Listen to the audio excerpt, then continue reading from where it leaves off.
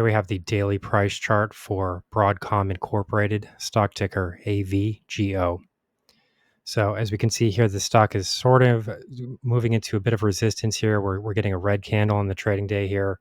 So we can see that the share price is closed lower than the open. And this does sort of halt a series of strong gains that have been posted for this stock. In this latest run higher, we have seen a little bit of downside price movement, but not much. So in this video, we will be looking at some very important support and resistance levels, price levels that can be used to orchestrate and devise trading strategies for this stock going forward. So as we can see here, Broadcom has been mostly trading higher ever since the August 5 trading session. As this occurred, share prices made lows of 128.50, and this was a very important level to the downside given the fact that share prices had managed to bounce from the 200-day exponential moving average. So if we're looking at this price chart here, we can see that this ascending blue line here has managed to contain share price action to the downside. So this was quite a critical development here, given the fact that share prices really were in danger of giving back a significant amount of price gains at that point. You have to keep in mind, as this happened, share prices were actually falling below the prior lows, which were posted during the early June trading periods. Essentially, these levels came in at 130.22. So these downside price moves all the way into 128.50 would actually be considered to be a false breakout to the downside, because we did actually see a break of support at that time. So, the reversal here has been quite strong given the fact that we did actually see a breach of prior long-term support levels. However, now that we have started to see some waning or some weakness in the underlying share price momentum, we do have to start to look for price levels to the downside, which might be able to contain share prices and possibly give us an entry opportunity for anybody that is looking to buy this stock. So as things currently stand, we do have to make mention of the fact that the indicator reading in the relative strength index on the daily time frame is still showing a negative momentum indication here. As we can see, the trend line here is focused on the downside direction, and we are actually starting to roll over here once again. If we sort of zoom in on the price chart a bit, we can see that the relative strength index is starting to fail a bit at this prior downtrend line.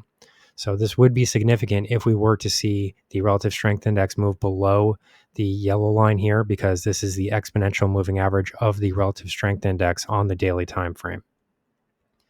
Additionally, the price area that we will be watching here going forward comes in at roughly 156.70. The reason that I mention this level is due to the fact that this is currently where the 20-day exponential moving average rests. And very recently, we have seen a moving average cross with respect to the 20-day EMA and the 50-day EMA. So essentially what has happened here is the 20-day EMA has crossed above the 50-day EMA. And this is interesting because this occurs not long after this trading indicator actually moved below the EMA. So what this does tell us is that we're in a bit of a period of indecision here. For the most part, this moving average has been trading above the 50-day EMA. The 20 has been trading above the 50-day. But, as things currently stand here, we're sort of seeing some two-way price movement here, which does suggest that, we could possibly be in store here for a reversal in the overall trend direction. If we're looking at the longer-term trend lines in the share prices themselves, we can also see some interesting developments because this recent price move higher has actually enabled Broadcom to move above its prior downtrend line. If we sort of pull out on the price chart a bit here, we can see that this price high that was generated during the June 18 trading session came in at 185.13. So, since then we have mostly posted a series of lower highs in the process. So that does suggest a reversal period, and it does suggest a period of downward trend momentum, given the fact that prices have not been able to significantly break above their prior highs.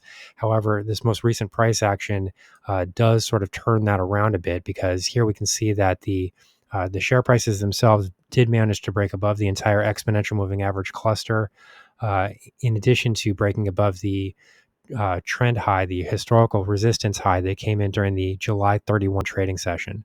Essentially, this came in at roughly 161.30.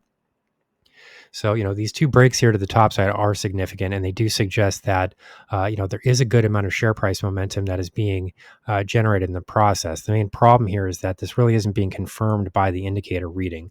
If you're bullish on this stock, what you would really like to see at this point essentially would be a break above this downtrend line in the relative strength index. If we start to see a roll over here and then possibly a break below the EMA in the RSI, I don't mean to give too many I don't mean to give too many acronyms here. I understand that starts to get confusing, but if the relative strength index starts to cross below its own exponential moving average, that would be a sign of weakness in the stock, and it would be a sign of sustained momentum to the downside.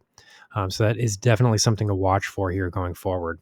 If we did see something like that, at the very least, I would expect to see a retest of this roughly 156.70 or 80 level, because this is where the 20-day exponential moving average currently rests. This number will be revised here going forward because it is a moving average. So as its name suggests, it does move over time. This is not going to be a fixed level. So we could be looking at 156.80 or thereabouts, depending on where the share price averages rest at that moment in time. So overall, if we do see the RSI start to trend lower here, I would expect to see a pullback minimum of roughly, 156.70, 156.80. And then the real question from there will be whether or not share prices are able to bounce from that area. The main risk here at this point would be whether or not this is a false breakout to the top side. We're starting to see a break in this longer term downtrend, and that is a positive signal. However, we really need to see prices, sustain themselves above this level, possibly move higher, possibly move down to retest that downtrend line from the top side, and then bounce once again. If all of that happens, this does become a confirmed break, a confirmed bullish breakout. And this would suggest that share prices can continue to move higher throughout the summer trading period. But as things currently stand, we're at a bit of a precarious point here. And if we do see further selling pressure here and possibly a break below this 156.70 level, that would definitely take the momentum direction off of the top side, and at the very least lead us to a period of sideways consolidation. So here's the current market outlook for Broadcom Incorporated, stock ticker AVGO. Our high value trading strategies membership is currently available for a limited time for only $9.99 per month. These high conviction investment strategies are characterized by superior risk to reward metrics that target massive market beating returns over time. Join now to outperform the market. Lock in this special introductory rate of just $9.99 per month for the entire lifetime of your membership and start trading stocks with the pros.